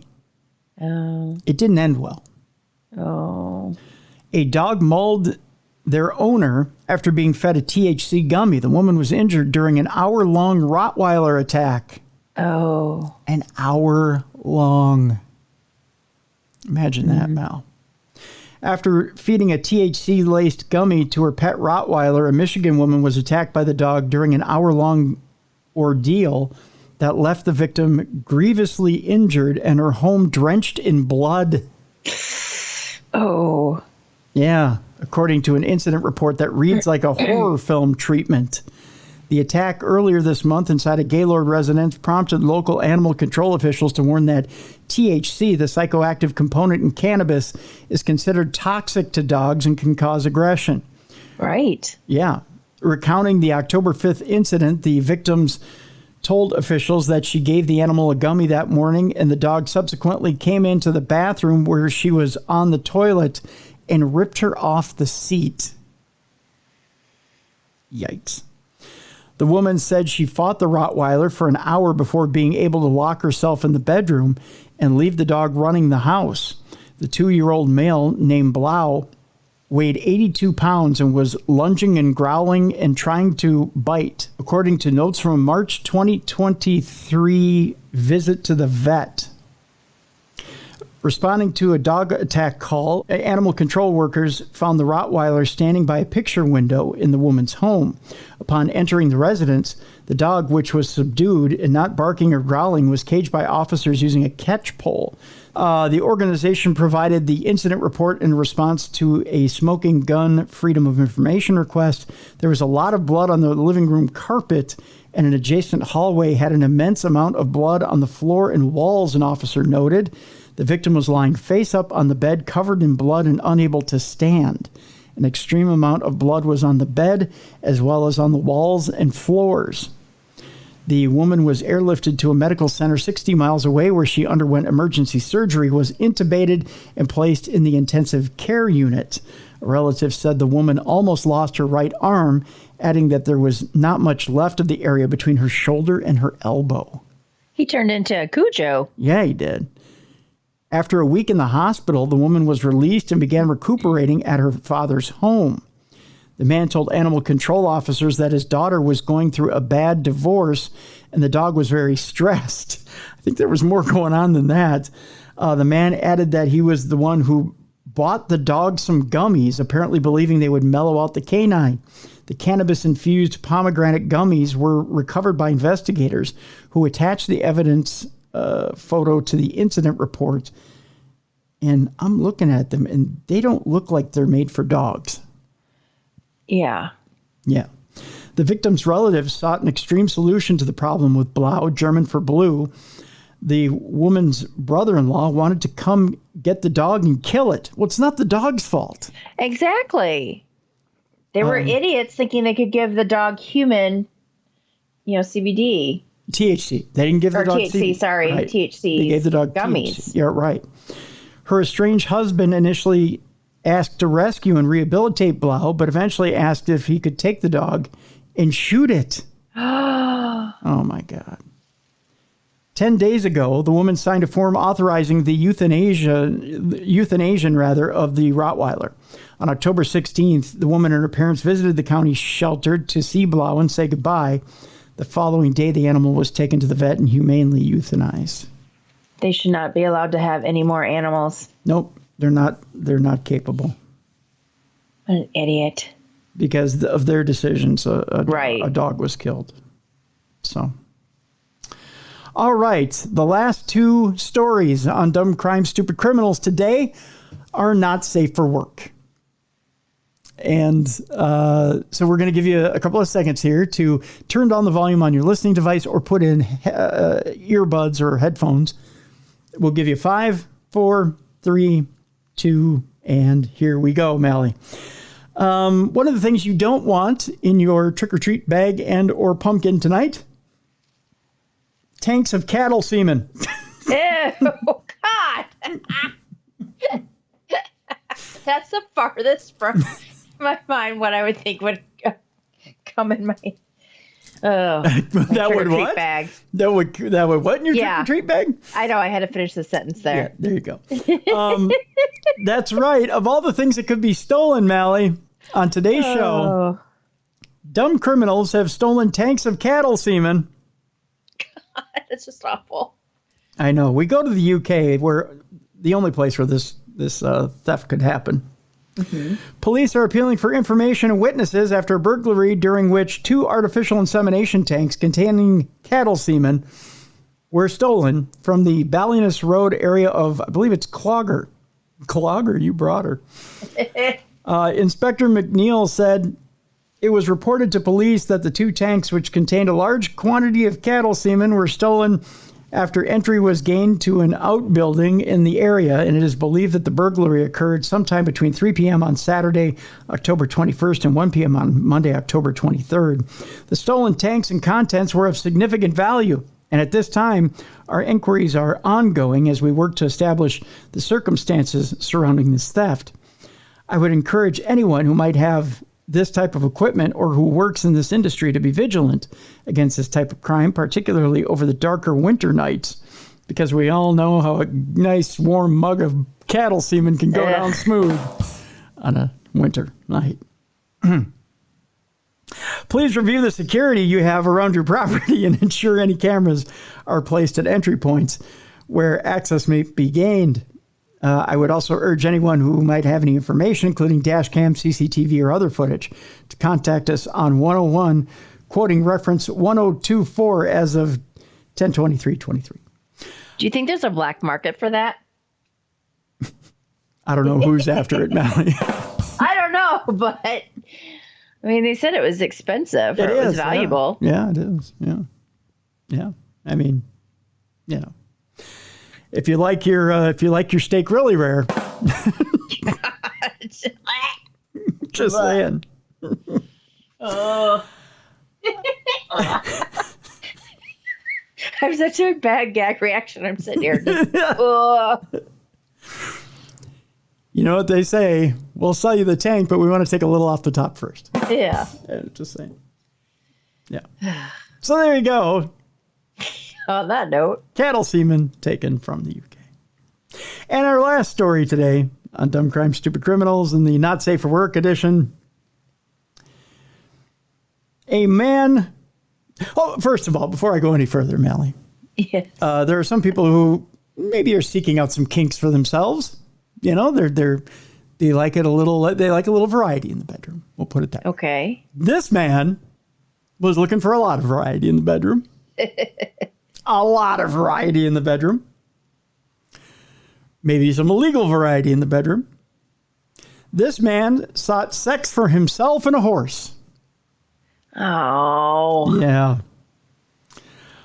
A hooker was offered $440 for a horrid Washington threesome. Oh, my God. Yeah. This sounds like something that happened in the Civil War, but I tell you, it just happened. Oh, God. A Washington man sought to hire a prostitute for himself and his miniature horse. Oh. I always feel bad for the animals. This sounds like a joke, but it's real. So how much for me and the miniature horse? According to police who charged him with animal cruelty and patronizing a prostitute, he actually went through with this. And this is a guy who should know better. He's 48 years old. Oh. And has the name, are you ready for this, Mallie? Yeah. Jad, G-A-D, Shipman. Oh, God. That's just awful right there. Jad Shipman was arrested last week following a Vice probe involving TNA Board, an online site advertising sex and escort services. Shipman resides in Longview, which is a city 40 miles north of Vancouver.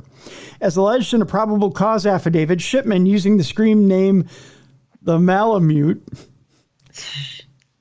offered to pay $440 to a forum user named Diane to have sexual contact with him and a miniature horse. And it's his miniature horse, by the way. Shipman also used an email address containing the phrase hot mare. Oh, God. God.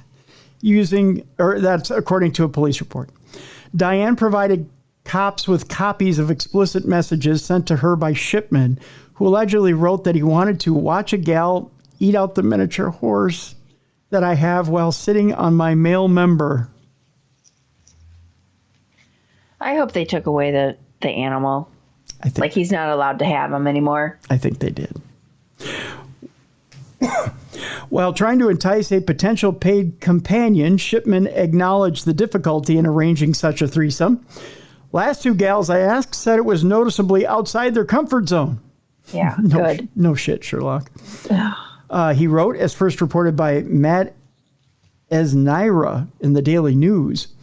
When confronted by police, Shipman reportedly admitted to being TNA board user The Malamute and soliciting Diane to, oh God, hold your stomachs, folks, to eat out or lick one of his miniature horse's private parts. He selected Diane, Shipman told cops, because she posted in the board's fetish section, and he hoped that she would be more agreeable to having sexual contact with him and his miniature horse. During police questioning, Shipman admitted to having prior sexual contact with animals. According to the probable cause statement, an investigator reported spotting 2 miniature horses in the pasture of the rural 7.62-acre property Shipman and his wife purchased. Oh, he's married? Yes, surprise, surprise. They purchased for $365,000 in July of 2019. A judge released Shipman on $1,000 bail. That's it. And ordered him to have no contact with animals. While the prosecuting attorney has declined to file felony charges against Shipman in Superior Court, his case has been referred to the lower district court for lesser charges. You believe that, Mallie? That is your stunning last story for Dumb Crime, Stupid Criminals. Want to end this on an up note so we don't have please. that? Okay. So, Mallie, you're on television. Yeah. Yeah. You don't want to talk about it? I was Strange Evidence. yeah, Strange Evidence. I'm dialing around on the old TV. I'm reading Nadia Uddin's book this weekend, and I'm on the Science Channel, and there's Mallie Fox. And I was like, "Oh my God, there's Mallie!" They were doing a what you call it? One of them there where they play one after another. Marathon. Marathon. Yeah. Words is hard when I'm reading a story about a guy wanting a prostitute to do things to a miniature horse. Yeah. So they're airing a marathon of Strange Evidence, and there's Mallie. Not once, but multiple times during the afternoon, on a Saturday afternoon. So I was like, that is awesome. Mm-hmm. So, first of all, congratulations. Well, thank you. And I know I sometimes forget because I don't really talk about it that I filmed for that show for like 3 years. Yeah. But yeah. And fun. there were newer episodes being aired on Science Channel during the week. So, but check your local listings, folks, because there's newer episodes out there now of Stranger Evidence. I don't know if they were holding them back or what the deal was, but they're out there. So look for Stranger Evidence on your local listings for for times in your local area. So I have to tell you a funny story though. One of them, there was a mishap, and they got it. Like they were wrong with what I did, like my label, quote unquote. They called you a researcher. I know that. Okay, I've been called a couple of things. Yeah. On that show. What did they call you? One time by accident, and it was like the first story I did. They had me. They didn't air it as that, but they on the like the filming script thing that they give you, like your times, your stories and stuff. They had me as a marine biologist. Nice. So you George Costanza'd it. I mean, they ended up correcting it because I was like, guys, I'm so far from it. I can't pronounce half these words. And you got me as a marine biologist. A marine biologist. That's classic. That is classic. Oh, because I think I was doing a story. I think it was like a whale. I think that was found in the middle of the Amazon jungle or something like that. And so they had me as a biologist, a marine biologist. Oh my God. That is too much. That is too much. Too funny, though. Too funny. Yeah, it was. Oh my God. I'll have to look and see if they replay that episode. Marine biologist. No, but they had you as the ones I saw. They're researcher. They did. Okay. Researcher. So yeah, I've been called a couple of things on that thing. Yeah. So, but no, they're very good episodes. Very good episodes. So thank you. Yeah, I had fun. Everyone's really nice, and it's fun stories. It's kind of fun. It's very similar. If you don't get the Science Channel, it's very similar to what is it? Paranormal Caught on Tape.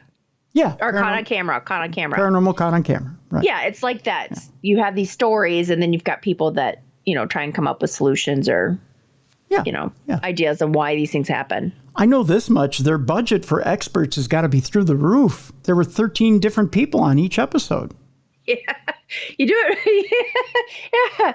Speaking from experience, it's not that much of a budget. Oh, okay. All right. I was going to say, I was sitting there with intern Yoko. We're watching the episodes, and I'm like, how many? What's their budget for experts? Right. Right. There's like 13 different people on every episode, and there's. By the way, closed circuit to Nick Householder. You need a new last name,